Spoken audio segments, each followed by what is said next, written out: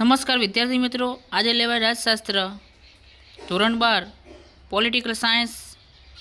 જે મિત્રો આપણે આઈએમપી મૂકેલું હતું, બે પ્રશ્નપત્ર પણ મૂકેલા હતા, એમાંથી આપણે 65 ગુણનું મિત્રો આઈએમપી પૂછવાનું છે। આમ તો 64 ગુણનું પૂછવાનું છે, પણ એ 64 ની 65 મિત્રો એનો અંદાજ છે। તો મિત્રો શરૂઆત કરીએ। વિભાગે છાયા પ્રધાનમંડળ ધરાવતો દેશ તો બ્રિટન આવશે। કઈ સાલમાં એક પક્ષ પ્રભાવ પ્રથા એવું નામ આપવામાં આવ્યું તો 1964। ભારતમાં ચૂંટણી કમિશનની નિમણૂક કેટલા વર્ષ માટે કરવામાં આવે છે? 6 વર્ષ માટે। સ્ટેટ ફંડિંગની જોગવાઈ કયા દેશમાં જોવા મળે છે? તો જર્મની। ઇલેક્શન શબ્દ કઈ ભાષા પરથી ઉતરી આવ્યો છે? તો Latin. Mahatma Gandhi national rural employment guarantee act મનરેગા કઈ યોજના કઈ સાલમાં પસાર થયો? 2006। પીડીપી કયા રાજ્યનો પ્રાદેશિક પક્ષ છે? જમ્મુ કાશ્મીર।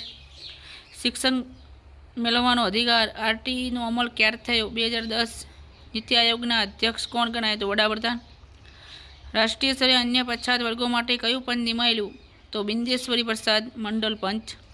હિન્દુ લગ્ન ધારો ક્યારે પસાર કર્યો? તો એ મિત્રો 1955 આવશે। ટકાઉ વિકાસનો ખ્યાલ કોને આપ્યો? તો બુટલેન્ડ પંચ। કયા દિવસને વિશ્વ શાંતિ દિન તરીકે ઉજવવામાં આવે છે? 21 સપ્ટેમ્બર। ભારતની દક્ષિણે કયો મહાસાગર આવેલો છે? તો હિન્દ મહાસાગર।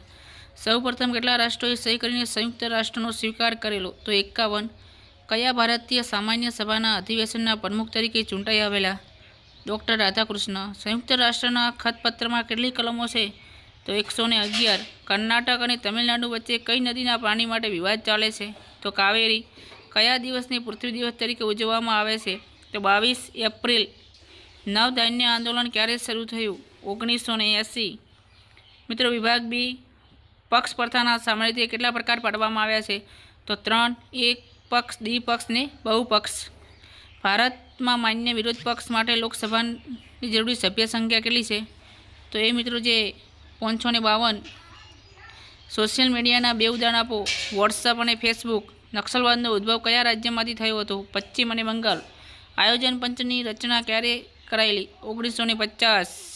વિકાસ એટલે શું? વિકાસ એટલે માત્ર બુદ્ધિ નહીં। શાંતિ એટલે શું? શાંતિ એ સમાજની એવી વ્યવસ્થા જેમાં આંતરિક રૂએ તેના સભ્યો હોય છે। સાર્કનું વડું મથક કાઠમંડુ। આંતરરાષ્ટ્રીય અદાલતમાં કેટલા ન્યાયાધીશો બેસે? તો 15। પુનઃ અપ્રાપ્ય સંસાધનો એટલે શું? જેનો એકવાર ઉપયોગ કર્યા પછી એનું સ્વરૂપ બદલાય છે, જે ખનિજ છે, કોલસો છે, એની વાત છે મિત્રો।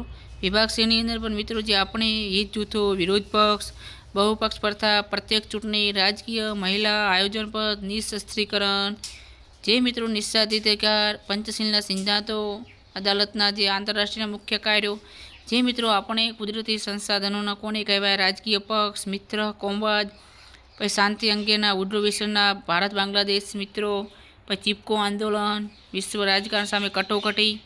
વિભાગીની અંદર વાત કરીએ તો ભારત વિદેશ નીતિના ઘડદાના પરિબળો, ભારત અને રશિયાના સંબંધો, વિકાસ આધારિત રાજનીતિ અને ચૂંટણીમાં ભાગીદારી અને મતદાનની વિરોધ કરતા લાંબા ગાળાના પરિબળો જણાવો।